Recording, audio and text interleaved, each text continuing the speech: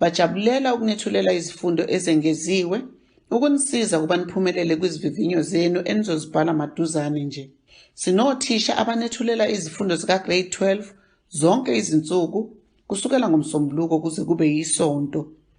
Zithokozeleni lezi zifundo, nisithumelele imibuzo lapho nidinga khona usizo. Ngibingelele abafundi bakwa-grade 12 kunyaka ka-2020. Mina-ke ngiwu-Mr. SK Mazibuko, ufundisa i-mathematics ePhendukani Full Service High School, and namhlanje ngizonethulela-ke ilesson yethu based kwi-calculus. Uhlelo-ke engikulona nelithunyelelwa ngey'lokotho ezinhle Ithala Go Digital SA in partnership with uPhendukani Full Service High School. So lapha-ke sizobuka namhlanje upaper 1 we-mathematics, sibheke i-calculus. Okokuqala engifisa ukuthi umfundi understand based kwi-calculus sinama-subtopics awu-3. I-chapter le eba nama-marks amaningi kakhulu kwi-final examination escophini sakhona sephepha lakwa-grade 12. So it's plus minus 35 marks, i-contributor kakhulu i-calculus iyodwa. So okulindelekile-ke kuqala kwi-calculus subtopic number 1, differentiation, where we derive by using a first principle, bese siyabuya futhi derive by using rules. Emva kokuderive sisebenzisa ama-rules, sine section kodwa lokho kusangena ku-differentiation. So sine section elandelayo esuke isi-assessa lokho esikubiza ngo-cubic function. Emva ka-cubic function sine section of the calculus esiyibiza nge-application of a calculus, subtopic number 3. So ake ngiqaliseke ngithinte nawe rules, ama-rules, ukuderive by using the rules, sibone ukuthi kwenzakala njani. Ake ngikunikeze-ke okhiye ababalulekile. Ngizoqala so derive by using the first principle bese ngifaka nama-rules emva kwalapho. So differentiating by using the first principle kunesibalo-ke othi mangabe ungena kwi-examination esisuke siwu-5 marks ngokujwayelekile kwi-national exam, njengoba uzobhala nje iphepha nge-final, sikhona leso sibalo esithi determine f prime x from the first principles, bese bekunikeza i-equation abazokunikeza. Okokuqala engingakusho kubalulekile ukuthi kufanele ufunde isibalo esikwi-format, mfunda kwa-grade 12, esikwi-format yokuba na-2 terms. For example, f at x is equal to, sengisho lesi ngizosenza-ke njengamanje. So we are given f at x is equals to 4 minus 7x. Mawusibuka leso besiphume ngoNovember 2019, lo engimthintayo ngoNovember 2019. Bekuthiwa-ke determine f prime x from the first principle if it is given that f at x is equals to 4 minus 7x. Kodwa-ke kulokhu bese-4 marks asinawo umsebenzi omningi, straightforward list. So la into engifuna ukuthi siyilungise, funda isibalo esinama-terms awu-2 like this one. Uphinde ufunde sibe ne-term eyodwa, ukwazi ukuderive ama sine-term eyodwa ukuze ubone ukuthi usukulungele ukungena kwi-examination. Uma ngithi-ke sine-term eyodwa, i-example yakhona mhlambe f at x is equals to x cubed, and le product ka-x cubed ngidinga ukuthi uyazile i-product yakhona ingasakubambezeli. Kufana nale product ka-x squared siyidinga kakhulu la ingakubambezeli, ngoba mase sishesha lapha sesisubstitute kwi-formula khona la sidinga khona leyo product leyo. If usenza u-f at x plus h all cubed noma senza u-f at x plus h all squared, so lapho ngizodinga ukuthi i-product yakhona ebeyazile kuze kusheshe. This is what I mean. So uma siqhubeka-ke usuyifundile le term eyi-1, yenza ungashiyi ungenzanga i-fraction, khona esisodwa kumele usenzise i-fraction. Uma kusuzenze ezo-3, hayi-ke uyobe ususho ukuthi usu-covered-ke manje usukulungela ukuthi uyobhala i-exam. So mawuzenza esesithathu simele sibeke fraction in the fraction form. For example, f at x is equals to 1 over x squared. Uma ngabe usukwazi ukwenza i-derivative by using the first principle kulezi balo zo-3 esinama terms awu-2, esine-term eyi-1, esine-fraction, hayi-ke usuku-covered. Kuyobe sekusho ukuthi you are now well prepared for i-examination. Okay, angingene-ke entweni, ngingene esibalweni sami sokuqala. Sengisinikeze-ke sithi-ke f at x is equals to 4 minus 7x, but the question is to determine f prime x using the first principle. Ngicela kumfundi ke lapha aqinisekise ukuthi into yokuqala yenzayo uthatha i-question paper ayivule ngale ngemva ashone kwi last page, that is the information sheet lesibiza nge-formula sheet. Kwi-formula sheet usuyayithatha ke formula yakho usuyayibhala uzubhaleke this is question 7 ka-2019. So 7.1 usuyabhala ke manje usuphendula uthisha uthi ke manje f prime x is equals to the limit of f at x plus h minus f at x all over h where h approaches 0. So ngiphinde f prime x singamshiyekelo ya prime kune sign yakhona lapha ebhaliwe ethi prime ukuthi iqhwinje kancane lapha phezulu. So washiya khona iformula yakhe izoba wrong and then aliseke imaki le formula kanti kulesi sibalo nje baso 4 marks kunemaki elisukezo awadwa le formula.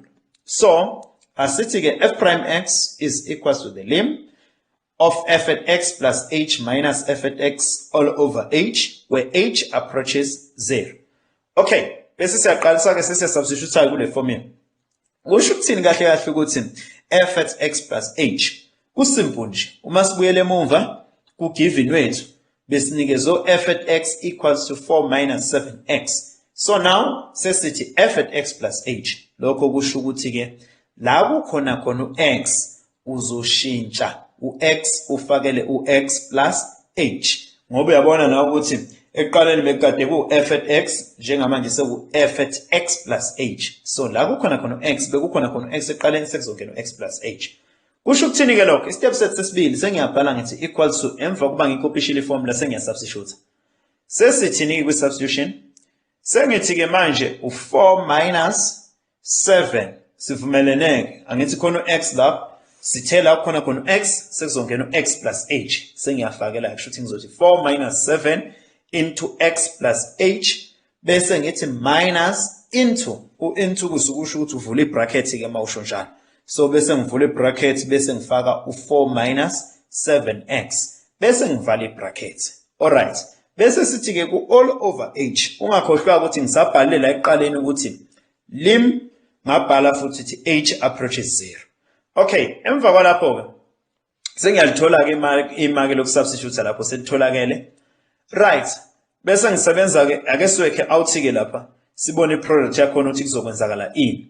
So if ngiye stepeni esilandelayo kuzoba u4 minus 7x kodwa mangiqalisa ukubhala ngiqale ngegama elithi lim where h approaches 0. Fike ngithi equal to bese ngithi lim where h approaches 0.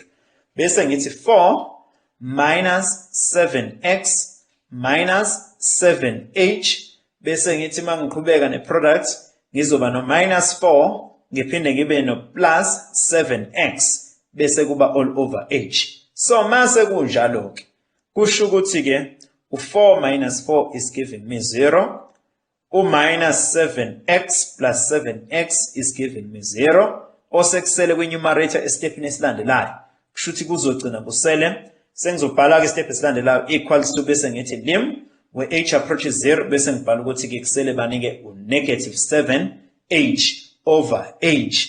Ngakho ke mase kunjalo ke kusho ukuthi ke u-h no h bayadivide abanye ke basebenzisa lolu limi lokukhanselana kodwa ke angithandi lelo kukhanselana ngoba lenza umuntu akhohle ukuthi ma divide na something kusuke kuzophuma u1 not u0. So u-h no h sebehambile sengisalele ubani ke manje kwi-final answer u-negative 7 sengifaka yena ke as the final answer. Right, angiqhubeke ke ngibambe isibalo esilandelayo sengizoderive ngama-rules kodwa ke before ngiyoderive ngama-rules ngizocela futhi ukushiya iseluleko la esibased kulesi sibalo lesi njengoba kade siphumile njenge-trial exam. Mhlawumbe u-examiner athi f at x umethi f at x bese athi equals to negative x squared minus b. U-b umelele i-constant number, u-b umelele i-constant number kahle kahle. Alright, so uma kunjalo minus x squared minus b. Alright, kusho ukuthi bese kwenzeka bese first copy formula sithi f prime x is equal to the limit of f at x plus h minus f at x all over h where h approaches 0. Kanti futhi ngiyaye ngithi ke mina uma kunje mawuthanda uyakwazi uqala ubhale u f at x plus h eceleni ungaka substitute ngayo kwi formula kusho ukuthi mawumenza nje eceleni angithi sithema uthi f at x plus h usho ukuthi la khona khona x kuzongena x plus h kusho ukuthi I've got minus into x plus h all squared minus b. Ake ngiweke out le product ke sibuka ukuthi sinikeza ngizoba no minus nansi ke le product athi ngisho ngithi ngifuna umfundi ihlale ekhanda lakhe eyazi lena ethi into x plus h all squared. So mase ku all squared mina ngiyaye ngithi ke i1 2 1 i product yakhona.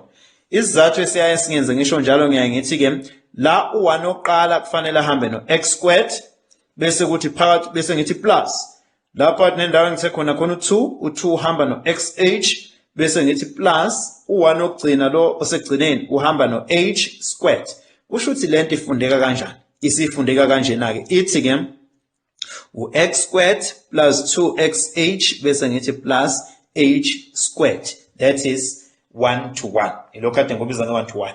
Shuthi ke product yakhona la izothi negative into x squared plus 2xh bese thini ke plus h squared bese ngaphandle sithi minus b omelele constant number. Bese ngimultiply ngo negative.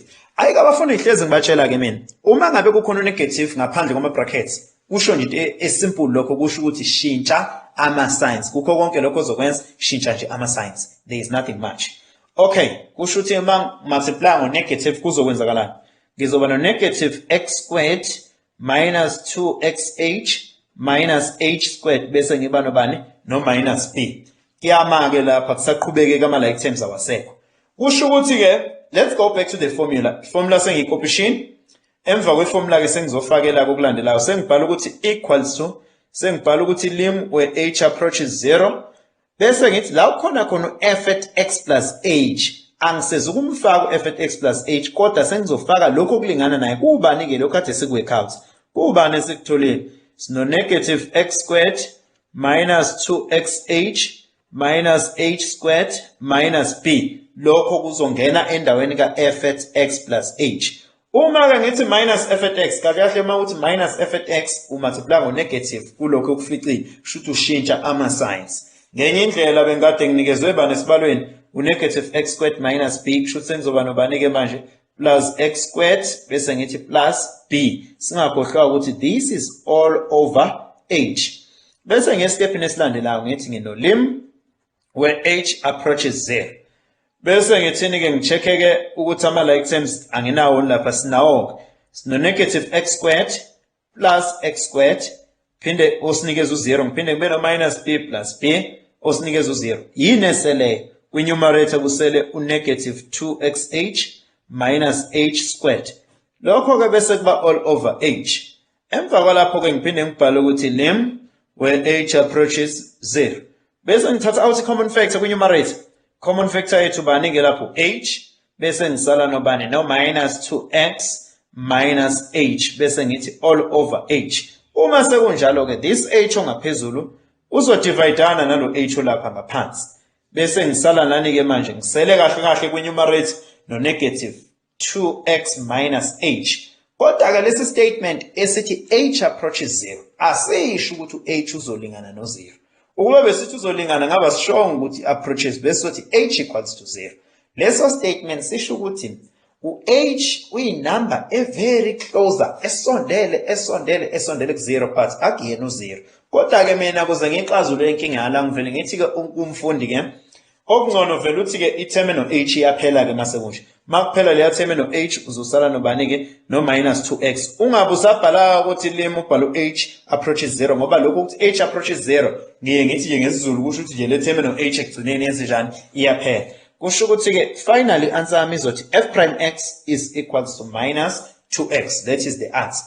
Ngicabanga ukuthi sibonile sizwile ukuthi ke u-b kwenzakala njani ngaye uma ngabe simfica ekhona umelele constant number bengaba u-b bengaba u-a. Right, angithatha ke isibalo sengiphumile ke ku-first principle. Ake ngithinte ke kuqala kodwa le product ka f at x plus h all cubed. Okay, siboneni lapho ukuthi uma ngabe sino x plus h all cubed in fact. Ake sithinte le product sibone masithole yona senza njani. Kahle kahle let's say ubunikezwe nje f at x equals to x cubed. Usufuna f at x plus h. Kodwa manje ku raised by 3 all cubed.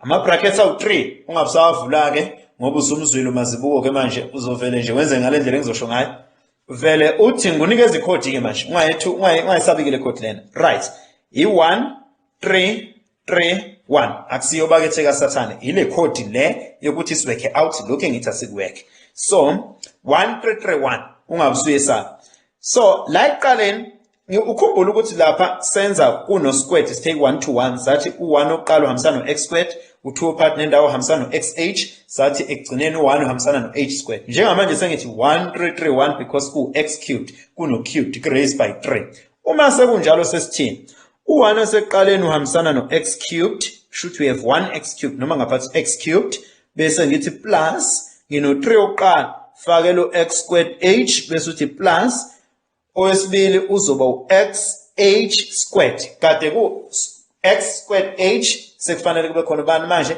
xh squared bese ngithi plus kokugcina ke sekufanele kungene u-h cubed angokugcina ofunakalayo sekufanele kungene u-h cubed alright mase kunjalo kusho ukuthi ke i-product yakho usunayo ke ifundeka kanjena ke i-product if wenza u-f at x plus h kodwa wena unikeze u-f at x equals to x cubed kusho ukuthi product yakho izothi 1331 okusho ukuthini ke lo 1331 x cubed plus 3x squared h plus 3xh squared plus h cubed hayi ke uma kunjalo ushayileke alright angiqhubeke ke bese ngithinta ama rules uma sizo derive by using the rules okokuqala into engihlezi ngitshela umfundi ngithi ibalulekile ngiyaye ngithi consider what is called Dr. B Dr. B udoctor ke ngithi Dr. right abbreviation ya so Dr. B ilokho kufanele siconsider ke lokho siconsider ndlelani ke lo Dr. B wethu usisiza ngani usisebenzela kanjani right u-D oseqaleni stands for denominator of unknown denominator of unknown enjani denominator of unknown ngeke ngichaze if I've got 1/2 u2 is not a denominator of unknown because mangahle ngithi awungibizela abafuna bawu2 kule class ungakwazi ukungilalela bona bebawu2 ngeke ube nenkinga but denominator of unknown uma ngithi 1/x x is a denominator and that denominator is a denominator of unknown because x mangahle ngithi awungilandela abafuna bawu-x laphana no uzoba nenkinga you won't understand ukuthi ngiqonda ukuthini but uma ngithi 2 it's an unknown it's a known value uyazi kufanele wenze njani uzobiza abantu abawu-2 na right so denominator of unknown oqala lokho kungena kudokotela wami Dr. B bese uyabuya lapho uza ku-r u-r is for the root sign so root sign ngizochaza ukuthi siyenzani root sign but r is for a root sign bese kuthi ke u-b is for brackets it's for brackets right kokuthathu ke lezi zinto engisho Dr. B izitha ze derivative angeke udifferentiate kukhona one of the three enemies fanele wenze sure kuqala ukuthi before you differentiate ziyasuka izitha ze derivative ake sibone ukuthi zisuka kanjani ke ake siqale nje senze nje just a simple example if you are given like a fourth root or let me just say we are given root of x a square root of x raised by 4 uma kunje kusho ukuthini kahle kahle kusho ukuthi right uzoshintsha i-root sign ukususe lokhu from a set form lokhu kune-root sign igama lakhe is a set form ukuse ku-exponential form uma ukusa ku-exponential form kwenzakalani ngithe mina u-square root of x raised by 4 uma ukusa ku-exponential form ngathi u-x oyi-base raised by bese ubeka bani phezulu u4 obe ngaphakathi bese uthi all over because this is just a square root u-square uhambisana no2 kushuthi all over 2 lokho sekuzokwenza ukuthi 4/2 asinikeze ubanike u2 kusho ukuthi lapha i-answer yakho nozwathi is x squared uma kukanjani alright so ake ngiphinde ke ngithinta enye case encanyana nje engifuna ukuyishare nawe let's say ke manje sebethi u4 useme phansi akasekho phezulu lapha ku square root cha uphansi u4 manje u4 bese bethi ke a square root 4 times a square root of x cubed ke ngenze example njengale 4 times root of x cubed. Uma kunjalo sekumele kwenze kanjani? Shuthi kuzoba u4 times u4 akekho phezulu akusiyi 4th root khona lo 4 ugitshezwa phezulu square root no akagitshezwanga phezulu phansi. Right, umele li base 9. So it's 4 times lo I dots noma ungabe ku times for multiplication akunankinga times x raised by what?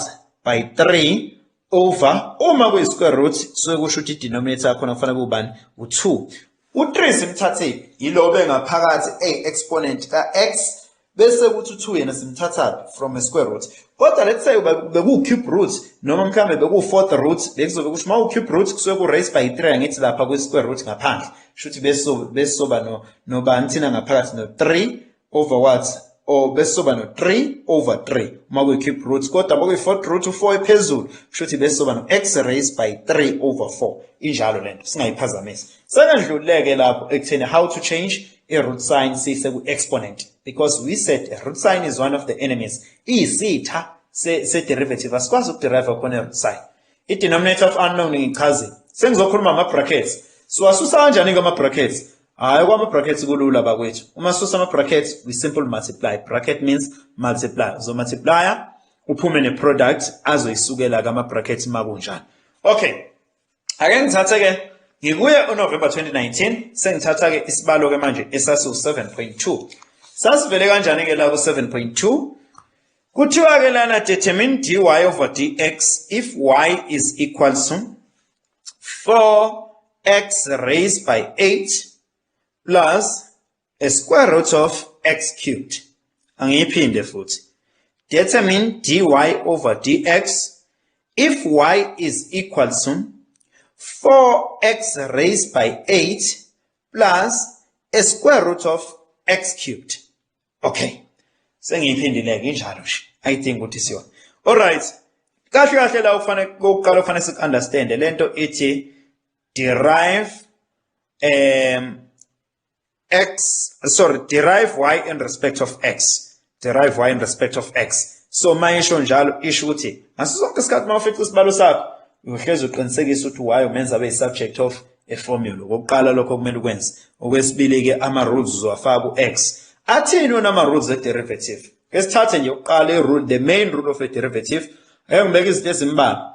Ithi uma ngabe unikezwe for example u2x raised by 3 sithatha i-exponent iubani exponent iu3 si multiply ne coefficient iubani coefficient iu2 shuthi sothi 3 times 2 sithole answer yethu ukuthi ubani ke u6 bese sithi x lo bevele khona raised by what beku3 phezulu bese sibuya sithi -1 osobala ke ukuthi rule yethu ithi uthatha i-exponent we multiply ne coefficient bese futhi exponent uminus kuyona ubani u1 kushuthi ke osekuzophuma lapha egcineni sesithola u6x raised by what raised by 2 sengiderive ke that's a rule irule yokuqala ke lesiyisebenzisayo leste ayisetshenziswa makusekhona isitha se derivative siubani isitha se derivative uDr B uDr B angithi denominator of unknown root sign bese siba nobani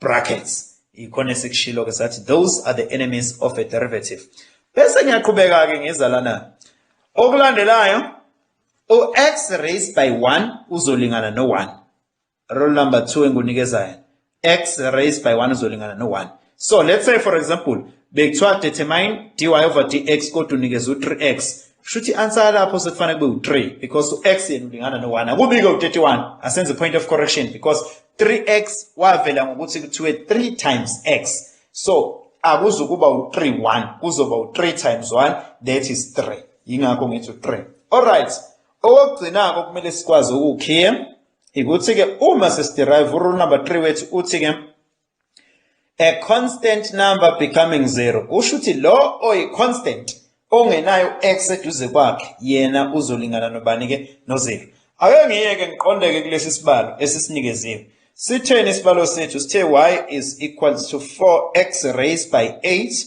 plus a square root of x cubed uma sekunjalo ke sekufanele senze njani na sizothatha u8 simultiply na 4 bese sibuyisa u-x njengoba njalo so if you multiply 8 and 4 you get 32 bese sithi x raised by 8 siphinde sithi 8 minus 1 bese siba nobanike lapho sizoba no 7. Alright, sisi-derive ileke leyo kuqala. Kodwa before siyi-derive engeke ngikusho ngesingakakwenzi lokho. Ngithe asi-remove eqala i-name asisuse eqala isitha sethu before sifake i-rule. Okay, asibambe kancane. Shuthi step nesilandelayo kahle kahle ubukade unikezwe u4x raised by 8 plus a cube root of x cubed. Shuthi uzoqala uthi 4x raised by 8 umiyeke kanjalo. Bese uthi plus akukho wrong ukuthi uderive uma uthanda uqala uderive eqaleni usaqhubeka nokunye. Kodwa sibaleke ukuthi ungaphindi kabili. Ngcono uvele uyeke ukuthi ufaka ama rules uqale ususe eqala isitha kuqala. Mangisusa isitha lapha it's a square root of x cubed. Okay? Uma kunjalo kusho ukuthi kuzoba x raised by 3 over what? Over 2. Uma ngisusa lapha i-name isitha leso kumele sisuke e-root side. Equals to step nesilandelayo kusho ukuthi nginobani ke manje. Sesizothi ke 8 times 4 that is 32 x raised by 7 bese ngithi plus bese ngiqhubeka ngithi i-coefficient ka x la njengoba ku x raised by 3 over 2 coefficient ka x is 1 so it's 1 times 3 over 2 is 3 over 2 bese ngithi x raised by 3 over 2 minus 1 sekuzokunikeza ubanike lokho it's 1 over 2 so x raised by 1 over 2 uma sekunjalo hayi sengifikile answer. Right, 7.3 ngisakuye futhi November 2019 ngisadonsa esinye isibalo lapho ukuthi sasime kanjani. Besithi ke lesi sibalo lesi ke. Okay. Given y is equals to ax squared plus a. Y is equals to ax squared plus a. Uma sekunjalo sesenze njani? Ake sibone ukuthi sekwenziwa kanjani. Determine dy over dx. Derive y in respect of what of x. Kusho ukuthini lo? Make y, always make y a subject of the formula and ama rules kumele siwafake kubanike ku x. Ama rules kumele siwafake ku x. So mase kunjalo ke siyithinteke lento sibona ukuthi kwenzakala njani. So kusho ukuthi lo a esinaye umelele inamba. Njengoba sino y equals to ax squared plus a. Lo a futhi usegcineni umelele constant number, umelele inamba kahle kahle. So izothini ke into mangabe sesenza ama rules. Oqalo ibuza khona is there any enemy uyicinga kanjani enemy ubuka uDr B denominator of unknown root sign brackets no asinayo enemy kusho ukuthi sobanani ke lapha sizongenisa ama rules ke manje sithi ke exponent times a coefficient kuzosinikeza kusho ukuthi it's 2 times a kusinikeza 2a ke lokho. All right, mase siqhubeka lapho sino x value bese sibuyela phezulu kwe exponent sesiyothi exponent minus 1 so it's x raised by 2 minus 1, that is 1. Should it's about 2ax. Bese plus 0 because the constant number become 0. Therefore, we can say dy over dx is now equals to 2ax. So we have a solution. There's number 2. The very same question is signing a 0. y is equals to ax squared plus a. Sekuthiwa manje yenza ke ubanike manje u-dy over dA. Ake sibone ku-dy over dA ukuthi uzosenzela ini. Right. So kusho ukuthini kahle kahle lokho. Now sekuthi derive y in respect of a. Kusho ukuthi ama roots sesiwafaka ku-a njengamanje. Derive y in respect of a. Shuthu x useyafana nayo nento emelele inamba. Asambheki kakhulu sesibheke lokho okuno a. All right. Uma ngabe sino a ku first term ngoba sino y is equals to ax squared plus a. Sino a ku first term and that a uzoba 1. Sino a futhi loku last term and that a uzoba 1. Kusho ukuthi ke therefore uma siderive lokho akuzukuhlupha ke so vele sithi sino dy over dA that is equals to ubanike u-x squared plus 1. All right. November ke 2019 lo. Bese ngithinta ke ake ngithinte kancane ake ngithathe nje enye example khona lo hluphayo kancane. Ngizomlanda eFree State